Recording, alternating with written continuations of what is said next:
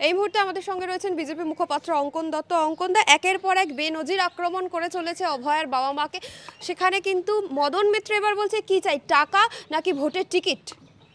দেখুন, তৃণমূলের মধ্যে কিছু অমানুষের মধ্যে প্রতিযোগিতা চলছে যে কতটা কদর্য ভাষায়, কতটা কুরুচিপূর্ণ আক্রমণ একজন সন্তানহারা বাবা এবং একজন সন্তানহারা মায়ের প্রতি এই তৃণমূল কংগ্রেস করতে পারে।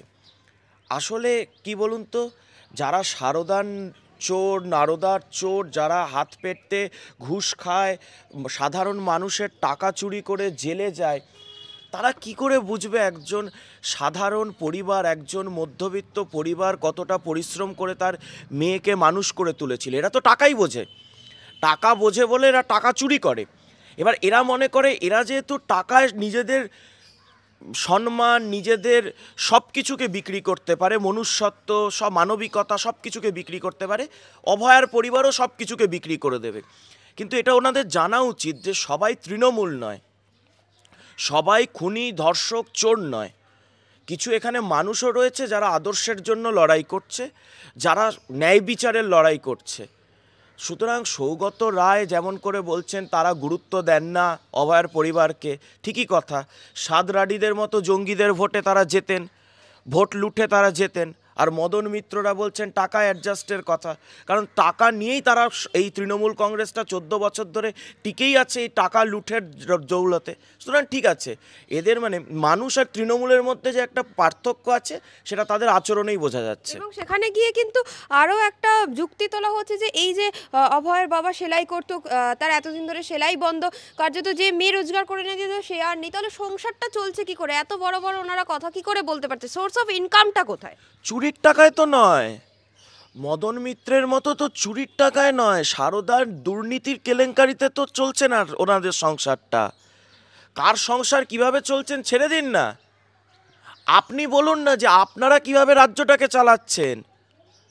অভয়ার পরিবারের কথাটা আপনারা বিচার করতে হবে না। যেদিন প্রাতিষ্ঠানিকভাবে অভয়াকে খুন করা হয়েছিল, ধর্ষণ করা হয়েছিল এবং পরিকল্পিতভাবে প্রশাসনিক চক্রের মাধ্যমে অভয়ার তথ্য প্রমাণ, মানে অভয়া খুন ধর্ষণের তথ্য প্রমাণ, ময়নাতদন্ত, লোপাট সব কিছু হয়েছে, তারপর কোন মুখে এদের মুখ কি করে খুলছে আমি বুঝতে পারছি না। এগুলো মুখ না নর্দমা, খুললেই গন্ধ বেরোচ্ছে। এইগুলোকে বাদ দিন। তৃণমূলের যদি কোনো শুভবুদ্ধি সম্পন্ন কোনো মানুষ যদি ওই দলে অবশিষ্ট থাকে, তাহলে তারা অবিলম্বে মদন মিত্র, সৌগত রায়, কুণাল ঘোষের মুখে সেলোটেপ লাগান। আপনারা তো সিপিএম কে গুরুত্ব দিচ্ছেন না, কিন্তু শোভনদেব চট্টোপাধ্যায় বলছে এখনো নাকি অভয়ের বাবা মা সিপিএম দ্বারা পরিচালিত, ওনারা গুরুত্ব দিচ্ছেন। হ্যাঁ, কারণ শূন্যকে গুরুত্ব দিলে তো কিছু হবে না। শূন্যকে গুরুত্ব দিয়ে যদি বাড়ান, সিপিএমকে যদি এখন গুরুত্ব দেন, সিপিএমকে যদি এখন অক্সিজেন দেন, কি থ্রেট? থ্রেটটা কোথায়? থ্রেট নেই, কারণ জানে সিপিএমের যদি 2-3% ভোট বেড়ে গেল, 4% ভোট থেকে 7% ভোট হলো, তাহলে তৃণমূলকে কি হারাতে পারবে? তৃণমূলকে হারাতে পারবে না, তাই সিপিএমকে তোল্লাই দাও। এই তো আমরা অনেক দেখে এসেছি, পৌরসভা ভোটের সময় 10টা তৃণমূলে ছাপ্পা পড়লে 2টো সিপিএমে ছাপ্পা দিয়ে দেওয়া হচ্ছিল 10:2 ফর্মুলায়, যাতে কি সিপিএম সেকেন্ড হয়ে ওঠে। আমরা এই সময় দেখেছিলাম লোকসভা নির্বাচনের সময় সৌগত রায়ের দন্তাস্য আর সুজন চক্রবর্তীর দন্তাস্য দেওয়ালে লেখায় মানে মিলে যাচ্ছিল, ম্যাচ করে যাচ্ছিল, একই প্রকারের পাশাপাশি দেওয়াল ছেড়ে দেওয়া হচ্ছিল। তাই ওরা যা দিচ্ছে, কারণ থ্রেটের নাম তো বিজেপি। তৃণমূলকে সরাতে পারে, ক্ষমতা থেকে উৎখাত করতে পারে বিজেপি। তাই বিজেপিকে ঠেকাতে কিনা একটা অপ্রাসঙ্গিক শক্তিকে পাম্প দাও, কারণ তারা কিছু করতে পারবে না। এখন তো আবার দেখতে পাচ্ছি বিকাশ, সুজন, এসএফআই এর মধ্যেও মানে এইটুকু সংসার, তার মধ্যে আবার ঝামেলা লেগে গেছে। তো আবার তাই ওদেরকে পাত্তা দিচ্ছে তৃণমূল। এতক্ষণ আমরা যে ঘটনাটা নিয়ে কথা বলছিলাম গঙ্গাসাগর নিয়ে, কিন্তু মুখ্যমন্ত্রী অনেক ক্ষোভ প্রকাশ করেছে। মহাকুম্ভ মেলা এত ভিড় হয়েছে, এত প্রশংসা করছিলেন আপনারা, সেখানে মৃত্যু পর্যন্ত ঘটছে, তাহলে কি অ্যাডমিনিস্ট্রেশনে ঠিক নেই? আপনারা এত প্রশংসা করছেন কি করে? দেখুন, যে ঘটনা আজ সকালে ঘটেছে, মানে গতকাল রাত্রে ঘটেছে, তা অত্যন্ত দুর্ভাগ্যজনক এবং যারা যারা আহত হয়েছেন তাদের দ্রুত আরোগ্য কামনা করি আমরা। কিন্তু এ কথাও তো বাস্তব যে ঐতিহাসিক, মানে পৃথিবীর মধ্যে এটা রেকর্ড হয়েছে, প্রায় 11 কোটি মানুষ আজকে এই মহাকুম্ভের প্রয়াগ সঙ্গমে এসেছেন এবং এই 11 কোটি মানুষের মধ্যে সকলেরই প্রয়াগ সঙ্গমে যাওয়ার একটা উদ্দীপনা, উৎসাহ, তাড়াহুড়ো, যা কিছু বলুন সেটা ছিল। এবং 11 কোটি ভিড়কে মানে মেনটেন করার ক্যাপাসিটি উত্তরপ্রদেশ পুলিশ কেন, গোটা দেশের পুলিশকে নিয়ে আসুন। সেখানে শুধুমাত্র যদি পুলিশকে দিয়ে আপনি 11 কোটি মানুষকে আপনি ভাববেন যে আপনি একই জায়গায় চ্যানেলাইজ করবেন, আপনার পক্ষে সম্ভব নয়। তো তার জন্য মানুষের একটু সচেতনতা, মানুষের একটু প্রশাসনের প্রতি দায়বদ্ধতা, প্রশাসন যা বলছে সেটা শোনা যেমন কর্তব্য, অপরদিকে কোন মমতা বন্দ্যোপাধ্যায় কথা বলছেন? 2 লক্ষ ভিড় হয়েছিল, সেই 2 লক্ষ ভিড়ের মধ্যে 3 জন মানুষ পদপৃষ্ট হয়েছিল 2024 সালের গঙ্গাসাগর মেলায়। বাদ দিন 15,000 মানুষ পানিহাটি দই চিড়ে মেলায় এসেছিল, 15,000। সেখানে 4 জন মানুষ পদপৃষ্ট হয়েছিল, 40 জন মানুষ আহত হয়েছিল। 15 জন মানুষের ভিড় যে মমতা বন্দ্যোপাধ্যায় সামলাতে পারেন না, সেই মমতা বন্দ্যোপাধ্যায় আজকে 11 কোটি ভিড় সামলানো যোগী আদিত্যনাথের প্রশাসনকে জ্ঞান দিচ্ছেন।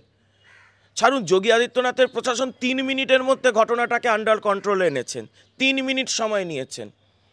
যারা যারা ওখানে আহত হয়েছেন সবাইকে তারা মানে একদম দ্রুত তৎপরতার সাথে তাদেরকে নিয়ে যাওয়া হয়েছে হাসপাতালে 3 মিনিটের মধ্যে। মমতা বন্দ্যোপাধ্যায়কে বলুন আগে পানিহাটির দই চিড়ে মেলা সামলাতে। তার মানে আপনি বলছেন যে যাই হয়ে যাক না কেন অনেক বেশি সাকসেসফুল আপনাদের অ্যাডমিনিস্ট্রেশন, জাস্টিফাইড এটার সঙ্গে? অবভিয়াসলি। আপনি কি বলছেন যে 11 কোটি মানুষের ভিড়, গোটা পশ্চিমবঙ্গের প্রত্যেকটা মানুষ ধরুন আজকে মহাকুম্ভের ওই 8 থেকে 7 কিলোমিটারের মধ্যে আছে, সেই ভিড়টাকে করা হচ্ছে এই মধ্যে মানে এই দুপুরবেলার মধ্যে 5 কোটি মানুষ সঙ্গমে স্নান সেরে ফেলেছেন, অমৃত স্নান, শাহী স্নান হয়ে গেছে। সেই জায়গাতে দাঁড়িয়ে এ যাবৎকালে 25 কোটি মানুষ স্নান করেছেন ওখানে। 25 কোটি ভিড় সামলেছে উত্তরপ্রদেশের যোগী আদিত্যনাথের সরকার। চ্যালেঞ্জ দিচ্ছি মমতা বন্দ্যোপাধ্যায়কে, 25 কোটি না, আপনি 5 কোটির স্নান একটা আয়োজন করে দেখান। করতে পারবেন না? আরে দুর্গাপুজোয় পদপৃষ্ট হচ্ছে মানুষ, দই চিড়ে মেলায় পদপৃষ্ট হচ্ছে মানুষ, আপনি কি বলছেন? তার সাথে কোন সরকারের অ্যাডমিনিস্ট্রেশনের সাথে কোন সরকারের অ্যাডমিনিস্ট্রেশনের তুলনা? বেশ চ্যালেঞ্জ রইল মুখ্যমন্ত্রী মমতা বন্দ্যোপাধ্যায়ের, অঙ্কন দত্তের হয়ে। কিন্তু নন্দিনী পাল, তাপস পাল যে উক্তি করেছিলেন যার জন্য ওনার কেরিয়ারে একদম মার্ক রয়েছে যে ঘরে ছেলে ঢুকিয়ে দেবো, সেই ওনার স্ত্রী বলছেন আর.জি. করের ঘটনা নিয়ে সমবেদনা প্রকাশ করছেন। দেখুন, তাপস পাল একজন স্বতন্ত্র ব্যক্তিত্ব, নন্দিনী পাল একজন স্বতন্ত্র ব্যক্তিত্ব। তাপস পাল যে ধরনের মন্তব্য করেছিলেন সেই মন্তব্য ব্যক্তি তাপস পাল বা অভিনেতা তাপস পালের থেকে অনেক বেশি তৃণমূল নেতা তাপস পালের ছিল। কারণ আমরা এই একই ধরনের ব্যবহার, একই ধরনের ভাষা জায়গায় জায়গায় তৃণমূল নেতাদের মধ্যে শুনতে পেয়েছি। খুন করে দেব, লাশ ফেলে দেব, মার্ডার করে দেব, পুলিশকে বোমা মারুন, এই কালচারটার আমদানি করেছিল তো তৃণমূল কংগ্রেস। সেই কালচারের যোগ্য উত্তরসূরি ছিল তাপস পাল। সুতরাং তাপস পালের বক্তব্য তৃণমূলী তাপস পালের বক্তব্য ছিল, নন্দিনী দেবী তার মতো করে বক্তব্য রেখেছেন। এখন তাপস পালের সেই বক্তব্যের সাথে আজকে তার স্ত্রীর বক্তব্যকে গুলিয়ে ফেলা উচিত নয়। তাহলে তো সবার আগে কুণাল ঘোষের বক্তব্য নিয়ে তুলনামূলক আলোচনা করা উচিত। তো এটাই হচ্ছে বিষয়।